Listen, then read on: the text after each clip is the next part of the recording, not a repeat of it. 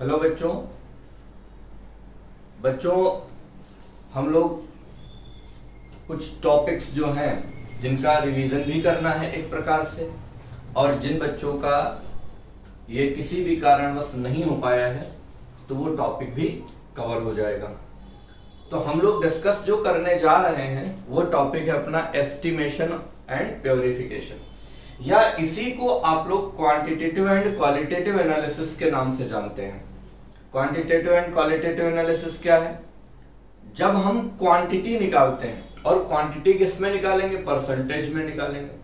तो किसी भी कंपाउंड में किसी भी एलिमेंट की अगर हम क्वांटिटी निकालते हैं कि उसकी मात्रा कितनी है, तो यही कहलाता है हमारा क्वांटिटेटिव एनालिसिस। और जब हम क्या कहते हैं, क्वालिटी निकालते हैं, यानी कि क्वालिटी का मतलब होता है कौन सा एलिमेंट प्रेजेंट है, जब हम ये निकालते हैं तो इसी को बेटा बोला जाता है क्वालिटेटिव एनालिसिस। एक बार छोटा सा एग्जांपल देता हूं मैं आपको। जैसे बेटा मान लो मार्केट में आप कोई फैन खरीदने गए, तो फैन जो है वो अलग अलग वैरायटी के, तो आप लोग उनमें से कुछ परसेप्शन बना करके रखेंगे कि हाँ ये देखो इस तरीके की जिसमें क्वालिटी मिलेगी, हम वो फैन सिलेक्ट कर लेंगे, है ना।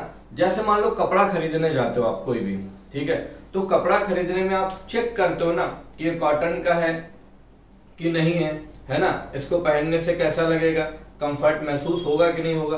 तो ये होता है क्या, क्वालिटेटिव एनालिसिस, यानी कि आप पहचान रहे हो वहां पर कि कौन सा एलिमेंट प्रेजेंट है।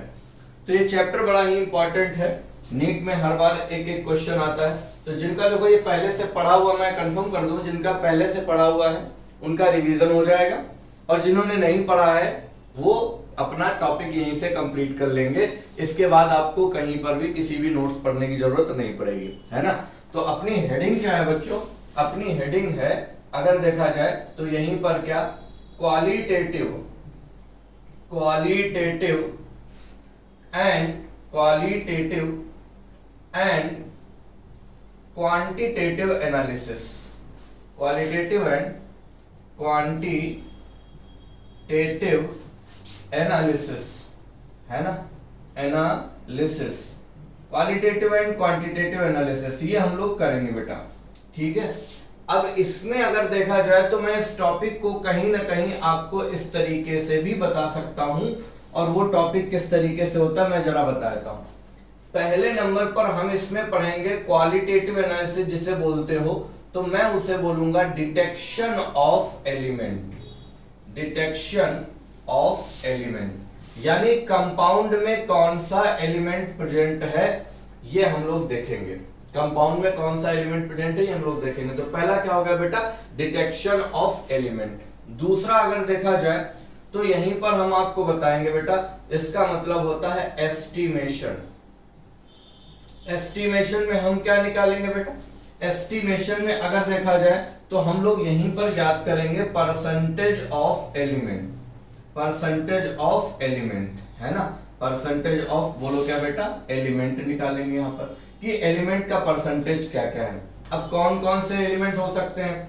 कार्बन हो सकता है, हाइड्रोजन हो सकता है, फास्फोरस हो सकता है, हेलोजन हो सकता है, कुछ भी हो सकते हैं। तो हम लोग यहाँ पर परसेंटेज ऑफ एलिमेंट निकालेंगे।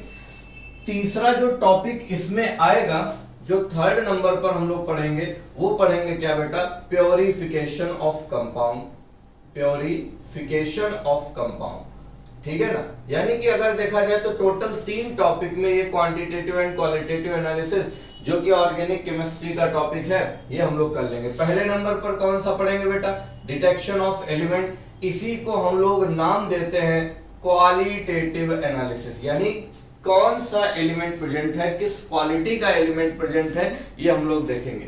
दूसरा वहीं पर हम क्वांटिटी निकालेंगे, जिसे मैंने किस नाम से जोड़ा है, एस्टिमेशन के नाम से जोड़ा है, ठीक है। लास्ट जो होगा वो कौन सा होगा, प्योरिफिकेशन ऑफ ऑर्गेनिक कंपाउंड, यानी इम्प्योर मिक्सचर से अगर देखा जाए हमको प्योर निकालना है तो हम कैसे प्योर निकालेंगे, उनके कौन कौन से मेथड होते हैं, ये सारी चीजें हम लोग इन 3 पार्ट में पढ़ेंगे। और इतने पार्ट में से ही आपको मैं बता दूं, आपका एक क्वेश्चन से 2 क्वेश्चन जो नीट के एग्जाम में है 2025 में वो सही होने वाला है ना। तो इसीलिए बिल्कुल बखूबी से, बिल्कुल आराम से इस टॉपिक पे बने रहिएगा, इसको जो है रिवाइज करते रहिएगा। आ जाइए जरा, अब हम लोग शुरू करते हैं यहीं पर क्वालिटेटिव एंड क्वांटिटेटिव एनालिसिस में। पहले नंबर पर अगर देखा जाए तो पहले नंबर पर क्या है बेटा, हेडिंग हो जाएगी। वहीं पर अगर देखा जाए तो पहली हेडिंग है that is detection of element, detection of element, ठीक है ना। डिटेक्शन ऑफ बोलो क्या बेटा, एलिमेंट, राइट। तो हमारे पास में सबसे पहले मैं आपको जरा बता दूं मेरे बच्चों, मेरे प्यारे प्यारे बच्चों, और वो क्या बता दूं कि अगर ऑर्गेनिक कंपाउंड्स आप पढ़ते हो, है ना, तो डरने की जरूरत नहीं, बड़ा ही आसान सा कंपाउंड होता है। जो भी ऑर्गेनिक कंपाउंड्स होते हैं सबको पता है कि ऑर्गेनिक कंपाउंड को, जो कि कार्बन रसायन होते हैं, ठीक है ना, ऑर्गेनिक कंपाउंड को हम लोग अगर देखा जाए तो शुरुआत में बोलते थे ना, कैसे कंपाउंड है, लिविंग कंपाउंड्स है, ठीक है ना। क्या बोलते थे बोलो बेटा, लिविंग कंपाउंड्स बोला जाता था कि नहीं बोला जाता था, ठीक है ना। क्यों लिविंग कंपाउंड्स बोला जाता था, क्योंकि लिविंग ऑर्गेनिज्म से इनको निकाला जाता था, ठीक है। पहली बार तो फ्रेडरिक होलर साहब ने नॉन लिविंग से यानी इनऑर्गेनिक से ऑर्गेनिक बनाया था, ठीक है। तो इस ऑर्गेनिक कंपाउंड में अगर देखोगे, ठीक है ना, मोस्ट कॉमन एलिमेंट कौन सा होता है, जल्दी से बता दो बेटा। मोस्ट कॉमन एलिमेंट कौन सा होता है, मोस्ट कॉमन एलिमेंट अगर देखोगे तो मोस्ट कॉमन एलिमेंट में कौन आता है, अगर याद हो तो कार्बन आता है, ठीक है ना। और कार्बन में अगर देखोगे तो इससे थोड़ा सा कम कौन सा आ जाता है बेटा, हाइड्रोजन आ जाता है, याद हो गया ना। कार्बन आता है और कार्बन से थोड़ा सा कम कौन सा हो जाता है, हाइड्रोजन हो जाता है। ये पहली बात आपको याद रखनी है, डिटेक्शन में याद है। देखो मोस्ट कॉमन एलिमेंट कौन सा है, कार्बन, और उससे थोड़ा सा कम कौन सा है, बोलो यार, हाइड्रोजन है। अगला अगर देखा जाए वहीं पर तो लेस कॉमन कौन सा होता है, लेस कॉमन एलिमेंट जो होते हैं, तो less common elements organic chemistry के कौन से होते हैं, बोलो यार जल्दी से, नाइट्रोजन, ठीक है। वहीं पर देखा जाए सल्फर, ऑक्सीजन एंड हैलोजन, इन्हीं को हम लोग हेटेरो एटम्स भी बोलते हैं। बेटा तीसरे नंबर पर जब आएंगे तो मोस्ट कॉमन के बाद लेस कॉमन और रेयर एलिमेंट कौन से होते हैं ऑर्गेनिक केमिस्ट्री के या ऑर्गेनिक कंपाउंड्स के। रेयर एलिमेंट्स में हम लोग दो को रखते हैं, किसको रखते हैं मालूम है, हम लोग रेयर एलिमेंट्स में एक रखते हैं फास्फोरस को, और वहीं पर हम लोग रखते हैं मेटल्स को, ठीक। अब अगर तुमको कोई कंपाउंड दे दिया जाए और उसमें बोला जाए कि बताओ इसमें कौन कौन सा एलिमेंट प्रेजेंट है, तो इन एलिमेंट का टेस्ट करना पड़ेगा कि नहीं करना पड़ेगा, अरे बोलो यार, इन एलिमेंट्स का हम लोगों को क्या करना पड़ेगा, टेस्ट करना पड़ेगा कि नहीं करना पड़ेगा, करना पड़ेगा। अब यहां पर जो ये लिखे हुए हैं इनमें से सबसे पहले मैं आपको बता दूं, आप एक एलिमेंट पर हैशटैग बना लेंगे और वो कौन सा है, ऑक्सीजन है। मैंने ऑक्सीजन पर हैशटैग क्यों बनवाया है आपको मैं बता देता हूं। ऑक्सीजन पर हैशटैग बनवाने के लिए यहां पर एक पॉइंट है और वो बड़ा ही इंपॉर्टेंट पॉइंट है, क्या याद रखिएगा, हैशटैग पॉइंट क्या, देयर इज नो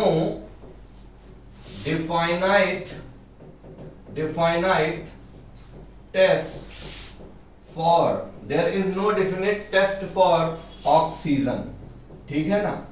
ऑक्सीजन के लिए कोई भी डिफिनिट टेस्ट नहीं होता है ऑर्गेनिक केमिस्ट्री में। तो कह दो सर जब डिफिनिट टेस्ट नहीं होता तो फिर हम लोग करते कैसे, अगर प्रोडक्ट साइड, ठीक है ना, अगर प्रोडक्ट साइड आपको क्या मिलने लगे, ऑक्सीजन मिलने लगे, तो आप बोल सकते हो वहां पर क्या प्रेजेंट है, ऑक्सीजन प्रेजेंट है, ठीक है ना, क्लियर, बोलो बोलो। और तो यहां पर क्या एक पॉइंट और हो जाएगा, क्या, if an organic compound is fused in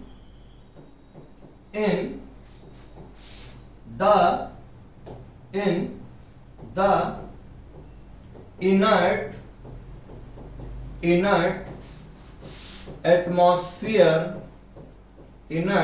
atmosphere, ठीक है ना, of N2 gas then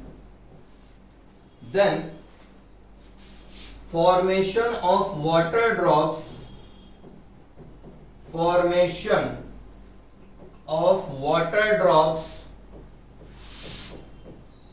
confirms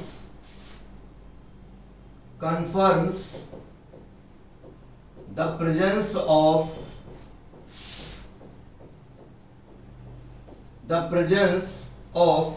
oxygen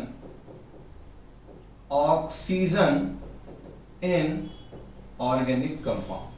अब आपको समझ में आ चुका होगा बेटा कि ऑर्गेनिक कंपाउंड का कोई भी डेफिनेट टेस्ट नहीं होता है, और डेफिनेट टेस्ट नहीं होगा तो वहां पर हम लोग कंफर्म कैसे करेंगे कि ऑक्सीजन है। हम ऑर्गेनिक कंपाउंड को इनर्ट एटमॉस्फेयर में फ्यूज करवाएंगे, और वो इनर्ट एटमॉस्फेयर जो होगा वो किसका होगा, N2 गैस का होगा। तो वहां पर अगर H2O ड्रॉप्स बनते हैं, क्या बनता है बेटा, H2O ड्रॉप्स अगर बनते हैं तो H2O ड्रॉप्स जो होते हैं किसका प्रेजेंस कंफर्म कर देते हैं बेटा, confirms the presence of organic compound, यानी presence of oxygen in organic compound. ठीक है, तो यहां पर देख लिया सबसे इंपॉर्टेंट पॉइंट आपको क्या नजर आया बेटा कि ऑक्सीजन के लिए कोई भी डेफिनेट टेस्ट नहीं होता है। ठीक है, अब हम डिटेक्शन करने जा रहे हैं अलग अलग ऑर्गेनिक कंपाउंड। मान लो मैंने आपको कोई भी ऑर्गेनिक कंपाउंड दे दिया जिसके बारे में आपको नहीं पता है, और मैं बोलूं कि बताओ इसमें कौन कौन सा एलिमेंट है, तो कैसे डिटेक्ट करेंगे।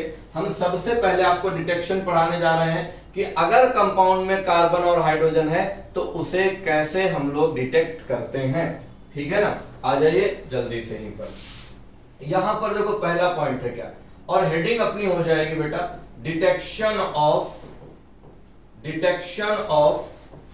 Carbon and hydrogen.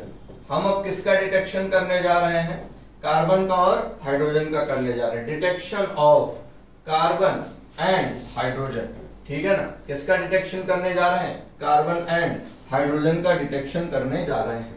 ठीक है, तो इसे बेटा आपको याद रखना है HCl से। किससे याद रखोगे बेटा, HCl से। H होता है हाइड्रोजन, H किससे रिप्रेजेंट करता है बोलो बेटा, हाइड्रोजन से। ठीक है ना, हाइड्रोजन के बाद में C होता है क्या, कार्बन। C क्या है बेटा, कार्बन है ना, और L से याद रखना ये मेथड है लिबिक्स मेथड। ठीक है ना, कौन सा मेथड है, लिबिक्स मेथड, जिससे हम कार्बन और हाइड्रोजन का टेस्ट करते हैं। अब कैसे करते हैं टेस्ट, आइए जरा मुलाहिजा फरमाते हैं बच्चों, यहीं पर बड़े आराम से देखिएगा, आपके पास में क्या है। यहां पर आपने सबसे पहले एक बड़ा ही बेहतरीन काम किया, और वो क्या किया, आपने ले लिया ऑर्गेनिक कंपाउंड। ठीक है, ऑर्गेनिक कंपाउंड लिया, इस ऑर्गेनिक कंपाउंड को आपने हीट करना शुरू किया। किससे हीट करना शुरू किया, मालूम है बेटा, आपने उसे हीट करना शुरू किया ड्राई CuO से, ड्राई CuO यानी क्यूप्रिक ऑक्साइड के साथ। ठीक है ना, और यहीं पर हीट करने के बाद क्या कर दी, एयर पास कर दी। अब कह दो सर यही क्यों ले रहे हैं, क्योंकि क्यूप्रिक ऑक्साइड इसलिए ले रहे हैं बेटा, ड्राई क्यूप्रिक ऑक्साइड इसलिए ले रहे हैं, ऑर्गेनिक कंपाउंड को हीट कर रहे हैं, क्योंकि यहां पर क्यूप्रिक ऑक्साइड के अंदर ये टेंडेंसी होती है कि वो नॉन मेटल को अपने ऑक्साइड में चेंज कर सकता है। तो नॉन मेटल को किसमें चेंज कर सकता है, उसके ऑक्साइड में। कौन, क्यूप्रिक ऑक्साइड। अब देखो जरा, ये ऑर्गेनिक कंपाउंड है, अगर इस ऑर्गेनिक कंपाउंड में कार्बन होगा तो क्यूप्रिक ऑक्साइड उसको किसमें चेंज कर देगा बेटा, उसको चेंज कर देगा CO2 में। ठीक है, और अगर हाइड्रोजन होगा तो उसको चेंज कर देगा किसमें बेटा, H2O में। तो हम ये मान लेते हैं ऑर्गेनिक कंपाउंड में क्या है, कार्बन है और हाइड्रोजन है, क्योंकि ड्राई CO उसको किसमें चेंज कर रहा है, CO2 में, और किसमें, H2O में। अब देखो बेटा, यहीं पर हम क्या करेंगे, यहीं पर हम इस CO2 को पास कर देंगे। किससे पास कर देंगे बेटा, लाइम वाटर से, यानी CaOH द होल ट्वाइस से पास कर देंगे। किससे पास करेंगे, लाइम वाटर से। जैसे ही लाइम वाटर से पास करेंगे तो ये लाइम वाटर जो है CaCO3 ये कैसा हो जाएगा, मिल्की हो जाएगा। कैसा हो जाएगा बोलो बेटा, मिल्की हो जाएगा। ठीक है, अब मिल्की हो जाने के बाद अगर यहीं पर हम एक्सेस में CO2 एंड H2O पास कर देंगे तो ये तुरंत क्या हो जाएगा, चेंज हो जाएगा CaHCO3 में। किसमें चेंज हो जाएगा, CaHCO3 द होल ट्वाइस में। और ये मिल्की जो होगा ये कैसा हो जाएगा, कलरलेस हो जाएगा। मैं कारण बताता हूं क्यों हो जाएगा। जैसे यहां पर मिल्की बना, ठीक है, तो मिल्की होने पर ये पता चल गया कि यहां पर CO2 इसमें लाइम वाटर में हम क्या करेंगे, यह है लाइम वाटर। लाइम वाटर में क्या कर रहे हैं, लाइम वाटर में हम CO2 मिक्स कर रहे हैं, तो मिल्की हो गया। अब मिल्की इसलिए हो गया क्योंकि ये कैसा होगा, इनसॉल्युबल हो जाएगा। ओके बेटा, कैसा हो जाएगा, इनसॉल्युबल हो जाएगा।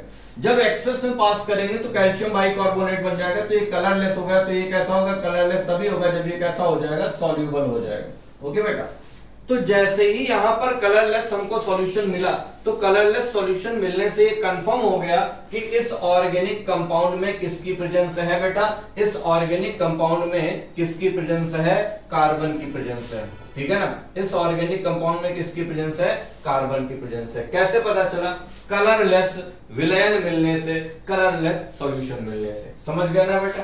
तो क्या हुआ यहां पर, फिर से देखो, ऑर्गेनिक कंपाउंड को ड्राई CO के साथ जब एयर के साथ पास किया गया, तो ड्राई CO क्या करता है, नॉन मेटल को उसके ऑक्साइड में चेंज कर देता है। ये बन गया तुरंत कार्बन, किसमें, CO2 में। CO2 को लाइम वाटर से पास किया गया, COH द होल ट्वाइस है, तो तुरंत इसने लाइम वाटर को मिल्की टर्न कर दिया।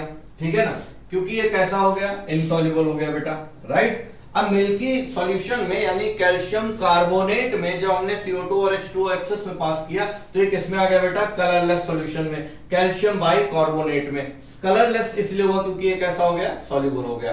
ठीक है ना, तो इस कलरलेस फाइनली विलयन मिलने से ये बात कंफर्म हो गई क्या बेटा, कि यहां पर ऑर्गेनिक कंपाउंड में किसकी प्रेजेंस है, बोलो, कार्बन की। तो ये देखो कार्बन का टेस्ट हो गया, हमने कार्बन को डिटेक्ट कर लिया है ऑर्गेनिक कंपाउंड में। अब आ जाओ H2O में। बेटा H2O को हम पास करा देंगे किससे, एनहाइड्रस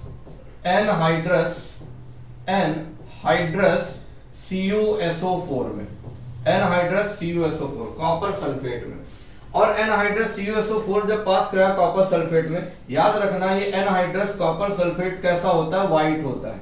ओके बेटा, कैसा होता है, व्हाइट होता है। एनहाइड्रस कॉपर सल्फेट कैसा होता है, व्हाइट होता है। जैसे ही व्हाइट सॉल्यूशन यानी एनहाइड्रस CuSO4 से पास करेंगे तो वाटर को एब्जॉर्ब कर लेगा, और वाटर को एब्जॉर्ब करके बना लेता है CuSO4.5H2O। ठीक है, और इसे ही बोलते हैं क्या, ब्लू विट्रियोल। ब्लू विट्रियोल, और जो ब्लू विट्रियोल बनता है यानी ब्लू कलर का सॉल्यूशन मिलेगा, ब्लू विट्रियोल, इससे कंफर्म हो जाएगा कि यहां पर व्हाइट वाला ब्लू में चेंज हो रहा है, मतलब यहां पर क्या है, वाटर है, और वाटर है तो यहां पर क्या हो जाएगा बेटा, हाइड्रोजन हो जाएगा। ठीक है ना, इससे साबित यानी यहां पर ब्लू विट्रियोल का बनना ये रिप्रेजेंट करेगा कि यहां पर क्या है, ऑर्गेनिक कंपाउंड में हाइड्रोजन है। समझ में आ गया ना, ऑर्गेनिक कंपाउंड में क्या है, हाइड्रोजन है। अब देखो यहां पर बड़ी इंपॉर्टेंट सी बात आपको याद रखनी बेटा, ये जो ब्लू विट्रियोल इसको आप ऐसे भी लिख सकते हो, CuH2O द होल 4। ठीक है, इधर आ गया बेटा SO4.H2O, ऐसे भी लिखा जा सकता है।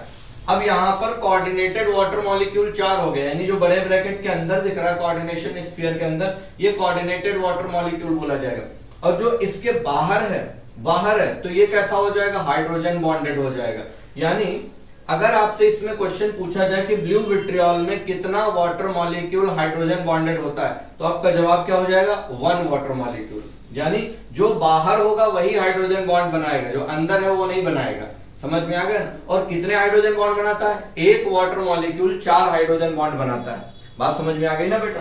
तो इस तरीके से ब्लू विट्रियोल का बनना यह साबित करता है यहां पर क्या, कि ऑर्गेनिक कंपाउंड में किसकी प्रेजेंस है बेटे, हाइड्रोजन की प्रेजेंस में है। ठीक है, तो यहां पर आपको इनकी टेस्टिंग में कुछ इंपॉर्टेंट पॉइंट्स मिले, और वो पहला इंपॉर्टेंट पॉइंट क्या मिला, जरा रिवाइज कर लो। क्या बेटा, अगर पूछा जाए ड्राई CuO क्या कर रहा है, तो ड्राई CuO क्या करता है बेटा, नॉन मेटल को किसमें चेंज कर देता है, नॉन मेटेलिक ऑक्साइड में, नॉन मेटेलिक ऑक्साइड में चेंज कर देता है। ठीक है, ये इसका फंक्शन होता है, और इसे आपको बखूबी याद रखना है बच्चों, भूलना नहीं है। ठीक है, क्या करना है, याद रखना, बिल्कुल भी भूलना नहीं है। राइट, याद रखना बेटा, क्लियर। तो नॉन मेटल को उसके नॉन मेटेलिक ऑक्साइड में चेंज करता है कौन, ड्राई CO। हाइड्रोजन और कार्बन के डिटेक्शन में यूज किया जाता है, लिबिक्स मेथड में इसका यूज किया जाता है। कई तरीके से क्वेश्चन बन सकते हैं यहाँ पर, ठीक है। और यहां पर अगर पूछा जाए ये जो ब्लू विट्रियोल है तुम्हारा, तो ये वाटर मॉलिक्यूल जो आपको दिख रहा है बेटा, ये वाटर मॉलिक्यूल कैसा हो जाएगा, हाइड्रोजन बॉन्डेड हो जाएगा। यानी अगर पूछा जाए ब्लू विट्रियोल में कितना वाटर मॉलिक्यूल हाइड्रोजन बॉन्डेड है, तो आपका जवाब क्या होगा बेटा, 1 हो जाएगा। क्लियर है ना। इतने में किसी को डाउट अगर है तो वो मेंशन कर सकता है कमेंट सेक्शन में कि हाँ सर यहाँ पर डाउट है, फिर से क्लियर कर दिया जाएगा, क्योंकि अभी इसका सेशन और भी बाकी है, ठीक है। तो यहां तक बच्चों क्लियर हो गया ना, सेट हो गया ना मामला, ओके। आइए जरा, अब यहां तक अगर आपने लिबिक्स टेस्ट कर लिया है तो इस पर बनने वाले क्वेश्चंस भी आप लोगों को कर लेने हैं, समझ लेने हैं, ठीक है ना। एनहाइड्रस CuSO4 कैसा होता है, व्हाइट होता है।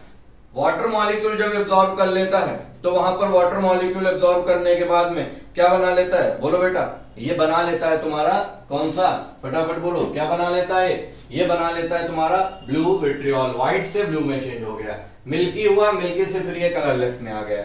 एग्री, नेक्स्ट आ जाओ, ठीक है ना। वहीं पर अगली जो हेडिंग है वो है बेटा क्या, डिटेक्शन ऑफ, ठीक है, डिटेक्शन ऑफ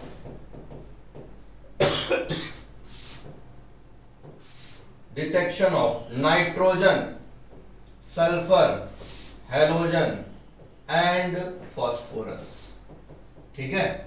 इनका हमें क्या करना है बेटा, डिटेक्शन करना है, और इनका डिटेक्शन बड़े ही आराम से, बड़े ही तहे दिल से करना होगा, ठीक है, क्योंकि ये इंपॉर्टेंट है हमारे लिए, ठीक है। आज देखो कैसे इंपॉर्टेंट है, आपको याद रखना चाहिए कि जब कोई बहुत कॉमन नहीं होता, लेस कॉमन होता है, ठीक है, तो हम उनके लिए क्या करते हैं, स्पेशल ट्रीटमेंट देते हैं। मैं आपको छोटी सी बात समझाता हूं।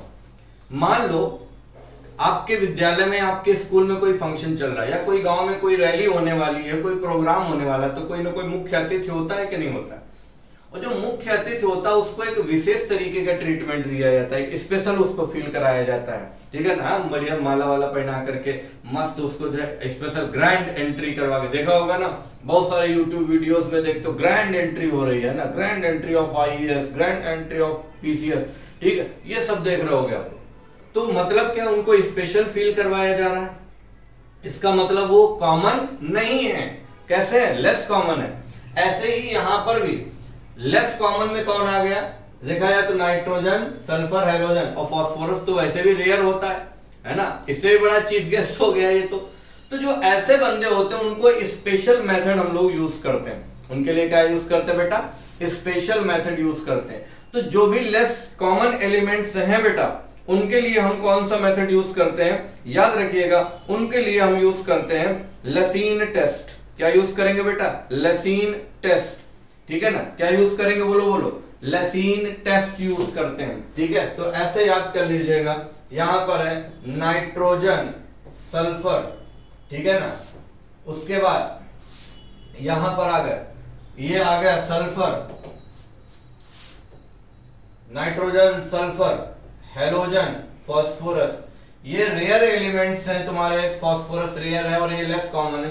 इनके लिए कौन सा, बोलो बेटा, लेसीन्स टेस्ट, ठीक है ना, लेसीन्स टेस्ट बोला जाता है, ठीक है ना। लेसिगने मत पढ़ना, क्या हो जाएगा, लेसीन्स टेस्ट हम लोग इनके लिए यूज करते हैं। कौन सा टेस्ट होता है, लेसीन्स टेस्ट, मतलब ये स्पेशल टेस्ट हो गया। मैंने बोला ना, जो कॉमन नहीं है, जिनको बढ़िया से अलग से एंट्री करवानी है, उनके लिए स्पेशल मेथड। अब तुम्हारे मन में आया होगा कि यार बहुत सारे लोग कॉमन होते हैं, है ना, और बहुत सारे लोग स्पेशल मेथड दिया जाता है, तो इनके लिए स्पेशल मेथड क्यों दिया जाता है, कारण समझो बेटे। स्पेशल मेथड देने के पीछे रीजन ये है कि ये लेस कॉमन है, और दूसरा रीजन समझो कि ये एलिमेंट्स, है ना, क्या ये एलिमेंट्स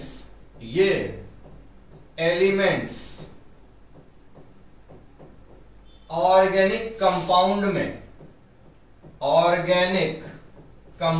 में कैसे होते हैं, ये एलिमेंट्स ऑर्गेनिक कंपाउंड में, ठीक है ना, कोवैलेंट फॉर्म में होते हैं, कोवैलेंट फॉर्म में होते हैं, ठीक है, किसमें होते हैं बोलो बेटा, कोवेलेंट फॉर्म में होते हैं, राइट, ठीक, कोवेलेंट फॉर्म में होते हैं, ठीक है, क्लियर।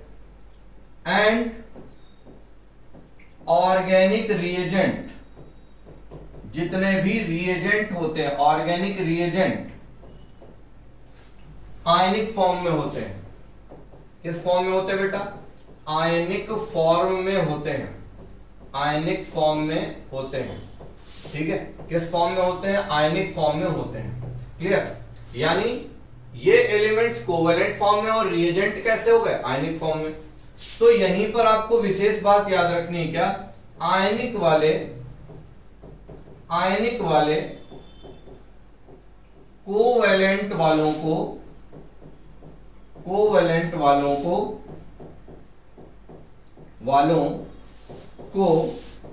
डिटेक्ट नहीं कर पाते हैं, डिटेक्ट नहीं कर पाते हैं, ठीक है, क्लियर। तो जब वो डिटेक्ट ही नहीं कर पाएंगे तो फिर हमको कौन सा मेथड यूज करना पड़ेगा, स्पेशल मेथड यूज करना पड़ेगा। बात समझ आएगी। जब इनको आयनिक रिएजेंट डिटेक्ट नहीं कर पाएंगे तो हमें कौन सा मेथड यूज करना पड़ेगा बेटा, आयनिक वाले जब कोवेलेंट वालों को डिटेक्ट नहीं कर पाएंगे तो हमें कौन सा मेथड यूज करना पड़ेगा, स्पेशल मेथड यूज करना पड़ेगा। और वही स्पेशल मेथड का नाम क्या है बेटा, बोलो बोलो, कौन सा मेथड है ये, तुम्हारा देखो लेसीन्स टेस्ट है। बात समझ में आ गई ना। अब देखो इसमें करते क्या है लेसीन्स टेस्ट में, बड़े आराम से देखिएगा। इस टेस्ट में हम लोग क्या करते हैं, सबसे पहले जो ऑर्गेनिक कंपाउंड है, ठीक है ना, और ऑर्गेनिक कंपाउंड में जो इन एलिमेंट्स को धारण करते हैं, हम क्या करते हैं, उनको सबसे पहले तो सोडियम के साथ फ्यूजन करवाते हैं, ठीक है ना, सोडियम के साथ फ्यूजन यानी रिएक्शन कराते हैं, ठीक है ना, रिएक्शन कराते हैं। और दूसरे नंबर पर क्या करते हैं, डिस्टिलेशन विद वाटर,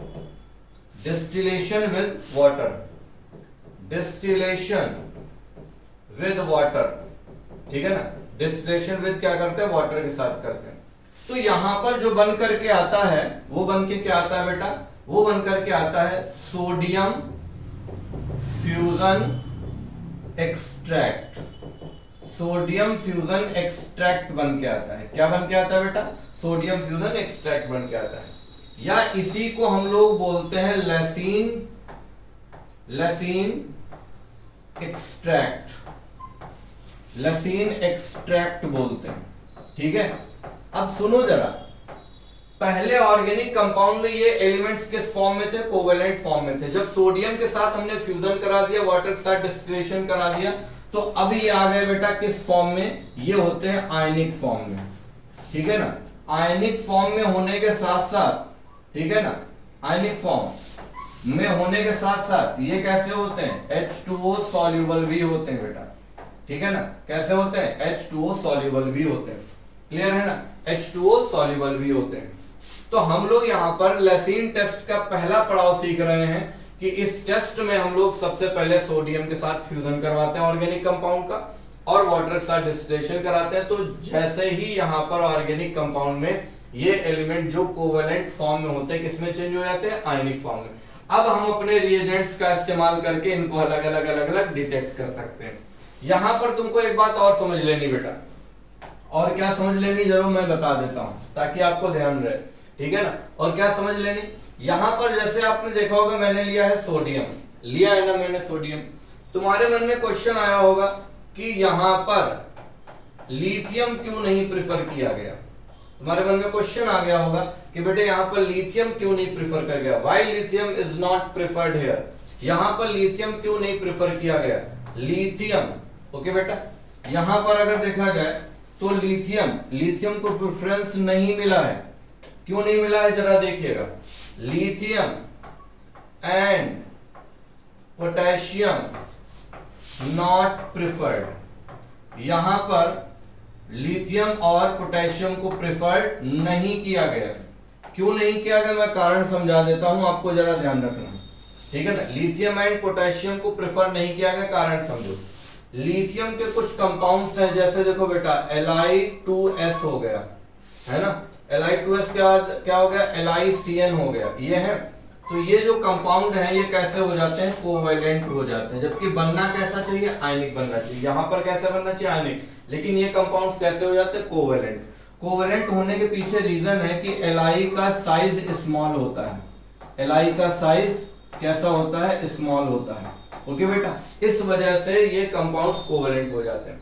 वहीं पर पोटेशियम क्यों नहीं, क्योंकि पोटेशियम की रिएक्टिविटी हाई होती है, हाईली रिएक्टिव होता है, ठीक है ना। हाईली कैसा होता है, रिएक्टिव होता है। तो हाईली रिएक्टिव होने के साथ साथ ये जो रिएक्शन होगी इसकी वो कैसी हो जाएगी, हाईली एक्सोथर्मिक हो जाएगी। अब तुमको पता है अगर हाईली एक्सोथर्मिक हो गई तो रिएक्शन कैसी है, अनकंट्रोल्ड है। हाईली एक्सोथर्मिक हो गई तो रिएक्शन कैसी हो जाएगी, अनकंट्रोल्ड हो जाएगी। और अगर रिएक्शन अनकंट्रोल्ड हो गई तो अनकंट्रोल्ड होने के साथ साथ याद रखना, अनकंट्रोल्ड अगर हो गई तो बेटा अनकंट्रोल्ड अगर हो जाएगी रिएक्शन तो हमारा यहां पर इस रिएक्शन का कराने का कोई मतलब नहीं होगा, क्योंकि हम अपने रिएजेंट्स का इस्तेमाल करके इसको आगे डिटेक्ट नहीं कर पाएंगे। तो तुमसे यहां पर कोई पूछे ये जो गंदे गंदे एलिमेंट्स हैं इनके लिए स्पेशल मेथड क्यों लिया जाता है, तो बता देना बेटा, क्योंकि ये एलिमेंट्स ऑर्गेनिक कंपाउंड में कोवेलेंट फॉर्म में होते हैं और ऑर्गेनिक रिएजेंट्स जो होते हैं वो कैसे होते हैं, आयनिक फॉर्म में होते हैं, ठीक है ना। तो वो डिटेक्ट नहीं कर पाते हैं, इसीलिए हम इनको पहले चेंज करते हैं आयनिक में। और आयनिक में चेंज करने के लिए हम सोडियम के साथ इनका फ्यूजन यानी रिएक्शन करवाते हैं और फिर वहीं पर वाटर के साथ डिस्टिलेशन करवा देते हैं, तो सोडियम फ्यूजन एक्सट्रैक्ट या लेसिन एक्सट्रैक्ट बन जाता है, ठीक है ना।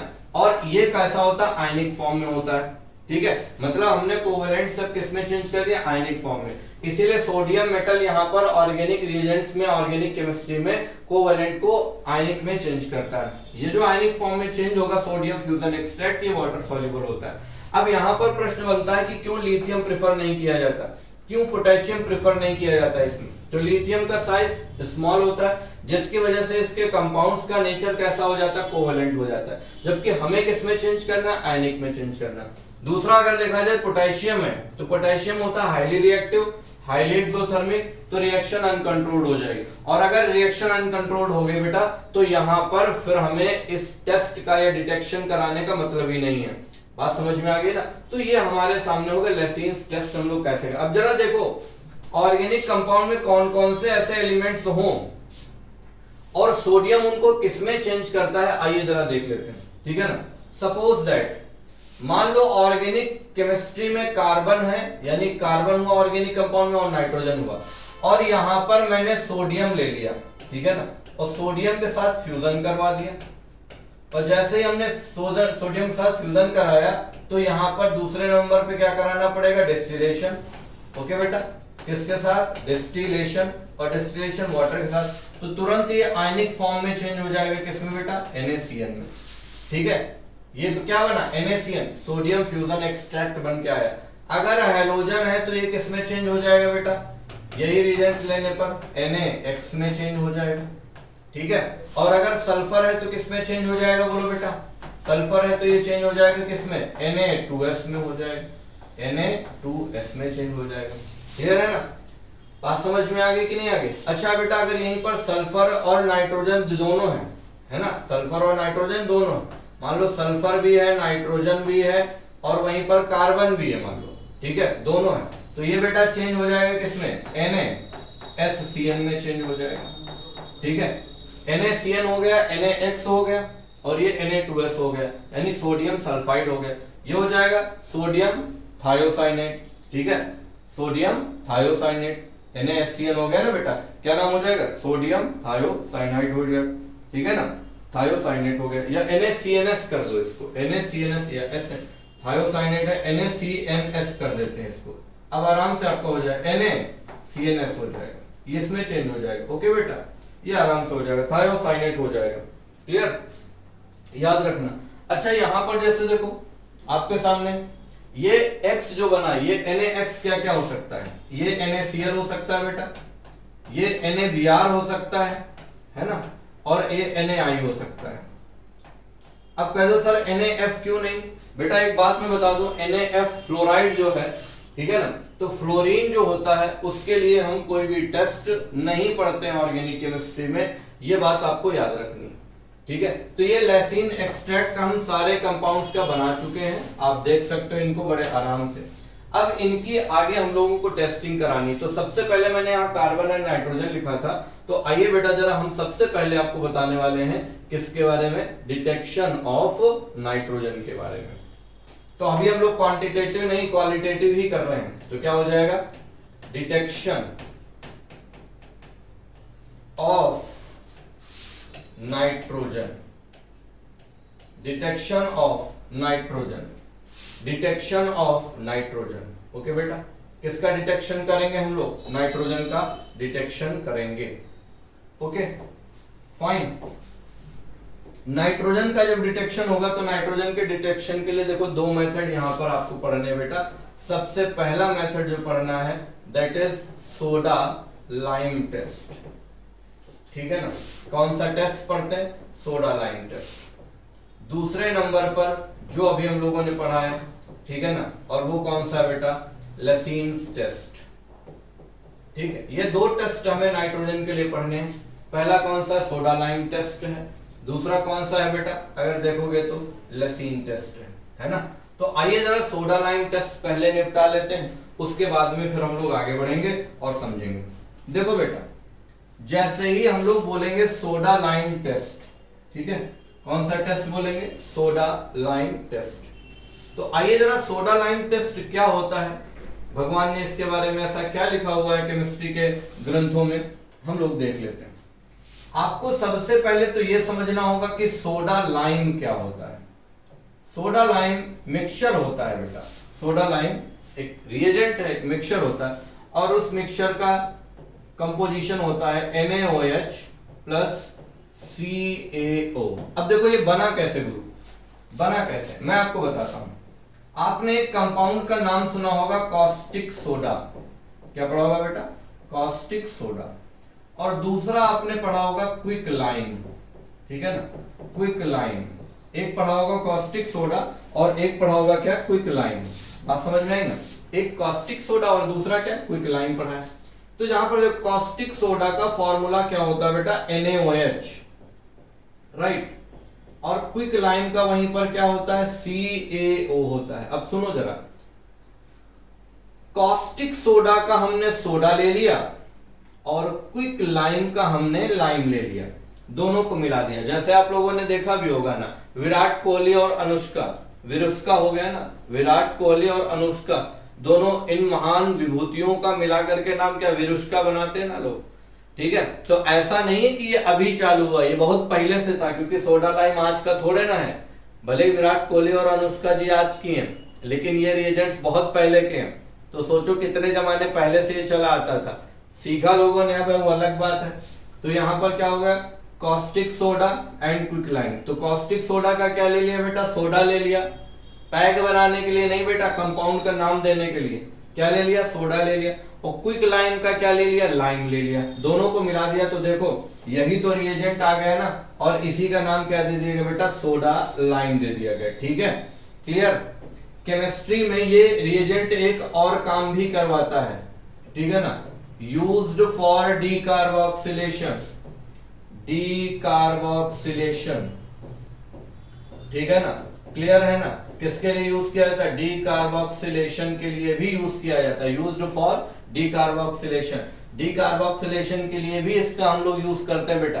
डीकार्बोक्सिलेशन का मतलब क्या होता है, अगर आप देखोगे तो ये हो जाता है क्या, removal of CO2, removal of CO2, है ना, CO2 का रिमूवल भी करवाता है, आगे आएगा ये।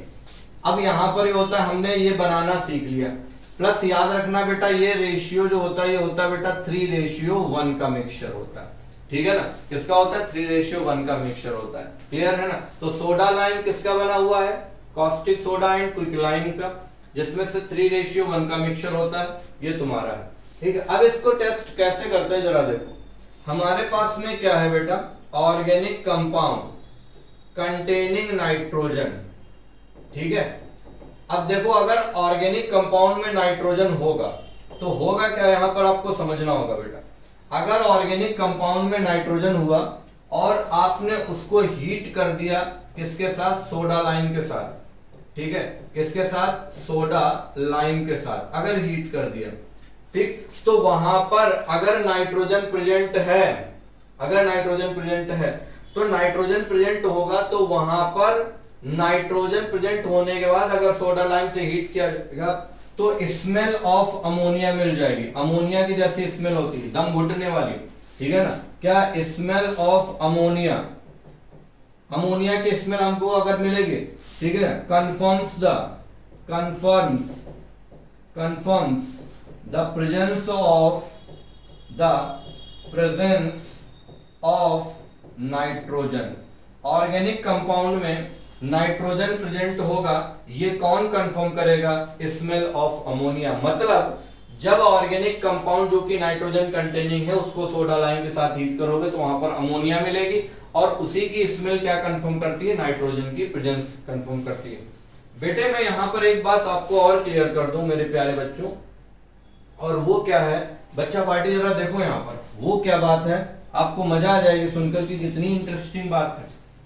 नाइट्रोजन कंटेनिंग कंपाउंड वही यहां पर अमोनिया गैस का प्रोडक्शन करेंगे, ठीक है ना, जिनमें नाइट्रोजन से हाइड्रोजन अटैच्ड होगा, नाइट्रोजन से हाइड्रोजन अटैच्ड होगा, ठीक है ना, नाइट्रोजन से हाइड्रोजन क्या होगा? अटैच्ड होगा। ऑर्गेनिक कंपाउंड कंटेनिंग नाइट्रोजन, लेकिन उस नाइट्रोजन से क्या अटैच्ड होना चाहिए? हाइड्रोजन अटैच्ड होना चाहिए, नाइट्रोजन से हाइड्रोजन अटैच्ड होना चाहिए। जिनमें नाइट्रोजन से हाइड्रोजन अटैच्ड होगा उनको जब सोडा लाइम के साथ हीट करेंगे तो बेटा वो तुरंत क्या दे देंगे? अमोनिया गैस, और अमोनिया गैस की स्मेल ही क्या कंफर्म कर देगी? बोलो बेटा, कंफर्म कर देगी यहां पर कि ऑर्गेनिक कंपाउंड में नाइट्रोजन है, और इसी को बोलते हैं सोडा लाइम टेस्ट। समझ गए ना? क्या बोलेंगे बेटा? सोडा लाइम टेस्ट बोलेंगे। क्लियर? तो इसको आपको याद रखना, इसको आपको बिल्कुल सहेज करके रखना है। अब जैसे देखो एग्जांपल कौन कौन से हैं, ठीक है ना, हमारे पास में सबसे पहले देखो NH2 एंड NH2 है, NH2 single bond NH2, nitrogen से हाइड्रोजन जुड़ा हुआ है, इसका नाम हाइड्रोजीन होता है, यह टेस्ट देता है।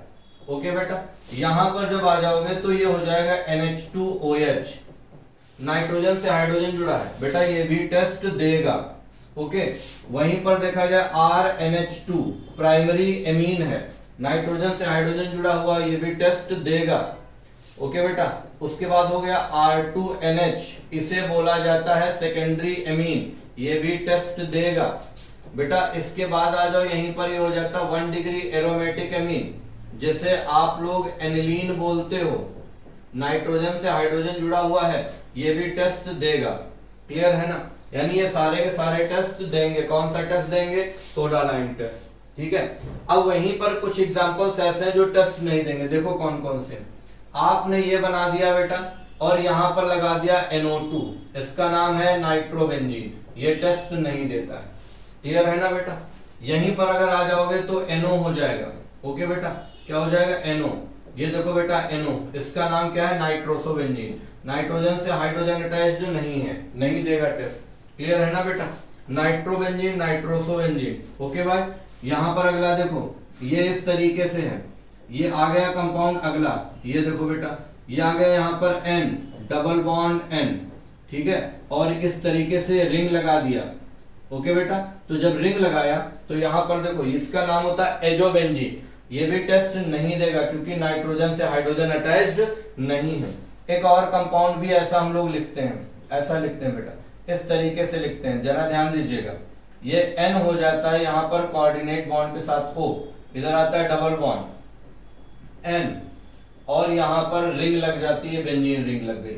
ठीक है ना? ये देखो बेटा, ये है तुम्हारे सामने क्या? एजॉक्सी बेंजीन, ये वाला भी टेस्ट नहीं देता है। पहली बात तो बेटा ये वाला भी टेस्ट नहीं देगा, इसका नाम एजॉक्सी बेंजीन होता है, तो ये सभी टेस्ट नहीं देते। एक कंपाउंड और होता है जो ये टेस्ट नहीं देता है, मालूम है कौन सा बेटा? मालूम है कौन सा? ये देखो, इसका नाम होता है डाइजोनियम सॉल्ट। ओके, क्या नाम होता है? Diazonium salt. ये देखो, ये N2 इधर आया प्लस और ये X minus, benzene diazonium salt, ये भी ये टेस्ट नहीं देता। पहली बात तो हाइड्रोजन नहीं जुड़ा है, और दूसरी बात ये स्टेबल नहीं बल्कि कैसा होता है, अनस्टेबल होता है, और ये अनस्टेबल होता है। लेकिन एनसीईआरटी में एक छोटा सा पॉइंट दिया गया है कि यह कुछ देर के लिए स्टेबल होता है, वो भी लो टेम्परेचर पर, ठीक है। 0 डिग्री सेल्सियस से 5 डिग्री सेल्सियस पर ये थोड़ी देर के लिए क्या होता है, स्टेबल होता है, बाकी ये अनस्टेबल होता है नॉर्मली, ठीक है। तो आपने देख लिया जिनमें नाइट्रोजन से हाइड्रोजन अटैच्ड है वो सारे के सारे कौन सा टेस्ट दे रहे हैं, बोलो बेटा सोडा लाइम टेस्ट दे रहे हैं, ठीक है ना। अब सोडा लाइम टेस्ट में जिनमें नाइट्रोजन से हाइड्रोजन अटैच्ड नहीं है वो सारे के सारे बेटा कौन सा टेस्ट नहीं दे रहे हैं, बोलो बेटा सोडा लाइम टेस्ट नहीं दे रहे हैं, ठीक है। याद रखोगे ना, गड़बड़ तो नहीं करेंगे ना बेटा यहीं पर, ओके। चलिए अब यहां पर आपने देख लिया कि सारे के सारे कंपाउंड सोडा लाइम टेस्ट नहीं दे सकते, ठीक है। तो वहीं पर हम लोग डिस्कस करने जा रहे हैं, और क्या करने जा रहे हैं बेटा, हम लोग अब डिस्कस करने जा रहे हैं लेसीन टेस्ट, नाइट्रोजन के डिटेक्शन का लेसीन टेस्ट, ठीक है ना। लेसीन टेस्ट, लेसीन टेस्ट नाइट्रोजन के डिटेक्शन का हम लोग क्या पढ़ने जा रहे हैं, क्या रिवाइज करने जा रहे हैं बेटा, लेसीन टेस्ट पढ़ने जा रहे हैं, ओके। ये हो गया भाई। तो लेसीन टेस्ट जो है इसमें जरा देखिएगा कि ये टेस्ट कैसे होता है, किस तरीके से होता है। बेटा जरा एक काम करिएगा, बिल्कुल ध्यान से समझिएगा इसको। ये जो लेसीन टेस्ट है इसमें सबसे पहले जो ऑर्गेनिक कंपाउंड है, ध्यान से देखना, organic compound, organic compound containing nitrogen, containing nitrogen, अगर नाइट्रोजन कंटेनिंग ऑर्गेनिक कंपाउंड है बेटे, आपने क्या किया, उसको अगर सोडियम के साथ फ्यूजन करवा दिया, ठीक है, सोडियम के साथ क्या करा, फ्यूजन करा। तो देखो हमने सोडियम के साथ फ्यूजन करा दिया, Na हो गया, फ्यूजन करवा दिया, ठीक है ना। वाटर के साथ डिस्टिलेशन कराया, H2O के साथ में क्या कराया, डिस्टिलेशन करवाया, ठीक है ना, डिस्टिलेशन करवा दिया। तो जब डिस्टिलेशन करवा दिया तो बेटा यहां पर देखो क्या ये चेंज हो गया, NaCl में चेंज हो गया। किसमें चेंज हुआ, NaCl में। सबको पता है ये तुम्हारा क्या होता है, सोडियम एक्सट्रैक्ट होता है, ठीक है ना। NaCl क्या हो जाएगा, सोडियम एक्सट्रैक्ट हो गया। अब जैसे ये सोडियम एक्सट्रैक्ट हो गया तो यहां पर आपने क्या किया, इसकी रिएक्शन करा दी फ्रेशली प्रिपेयर्ड FeSO4 से, ठीक है ना, freshly prepared, freshly prepared FeSO4 से। ताजा बना हुआ लेना है, रखा हुआ नहीं लेना। तो जब फ्रेशली प्रिपेयर्ड FeSO4 से रिएक्शन कराओगे तो बेटा ये जो है ये चेंज हो जाएगा यहीं पर, किसमें मालूम है, ये चेंज हो जाएगा तुम्हारा Na, Na के बाद क्या, Na4 FeCN the whole 6, Na4 FeCN the whole 6। ये जो अंदर वाला है Fe रहेगा, ये बेटा कैसा रहेगा, +2 रहेगा, Na4 FeCN the whole 6। इसका नाम हो जाएगा सोडियम फेरोसाइनाइड। अब यहीं पर क्या होगा बेटा, ये जो सोडियम फेरोसाइनाइड है, क्योंकि कुछ जो है यहां पर मैं आपको बता देता हूं, ठीक है ना, सम Fe2+ converted to Fe3+, some Fe2+ जो है वो कुछ किस में कन्वर्ट हो जाएगा बेटा, Fe3+ में आ जाएगा। कुछ जो Fe2+ है वो किस में आ जाएगा, Fe3+ में। और ये जो Fe3+ है वो क्या बना लेगा, अब यहीं पर Fe4 FeCN the whole 6 the whole thrice, okay बेटा, क्या बना लेगा, Fe4 FeCN the whole 6 the whole thrice बना लेगा ना, ओके बेटा। तो जब ये बनाएगा तो इसका नाम क्या हो जाएगा, इसका नाम हो जाएगा फेरीफेरोसाइनाइड हो जाएगा, फेरीफेरोसाइनाइड हो जाएगा, ठीक है ना। अब ये फेरीफेरोसाइनाइड जब आ जाएगा तो बेटा फेरीफेरोसाइनाइड जब बनाएगा तो मैं बता दूं ये अंदर वाला तो Fe2+ होगा और ये बाहर वाला कैसा हो जाएगा, Fe3+ हो जाएगा। तो ये आपको याद रखना, Fe4 FeCN the whole 6 the whole thrice, बाहर वाला +3 होगा, अंदर वाला +2 हो जाएगा, नाम हो जाएगा क्या, फेरीफेरोसाइनाइड हो जाएगा। और मालूम है ये जो फेरीफेरोसाइनाइड है ना, ये तुम्हारा कैसा देगा, Prussian blue colour, Prussian blue colour, Prussian blue colour कैसा देगा बेटा, प्रशियन ब्लू कलर देगा, ओके बेटा। और इसी प्रशियन ब्लू कलर के फॉर्मेशन से हमें पता चल जाएगा क्या कि यहाँ पर ऑर्गेनिक कंपाउंड में किसकी प्रेजेंस है, नाइट्रोजन की प्रेजेंस है। ऑर्गेनिक कंपाउंड में किसकी प्रेजेंस है, नाइट्रोजन की प्रेजेंस है। समझ गया ना। तो पहले नंबर पर हमने यहाँ पर सोडा लाइम टेस्ट बताया था नाइट्रोजन के डिटेक्शन का, और यहीं पर हम लोग क्या पढ़ने जा रहे हैं, लेसिन टेस्ट, जिसमें पहले मैंने ऑर्गेनिक कंपाउंड जिसमें नाइट्रोजन था उसको हमने वाटर के साथ सोडियम के साथ फ्यूज कराया, H2O के साथ डिस्टिलेशन कराया, तो ये सोडियम एक्सट्रैक्ट बन गया। ओके, सोडियम एक्सट्रैक्ट बन गया। अब इस सोडियम एक्सट्रैक्ट की रिएक्शन हमने फ्रेशली प्रिपेयर्ड फेरस सल्फेट से कराई।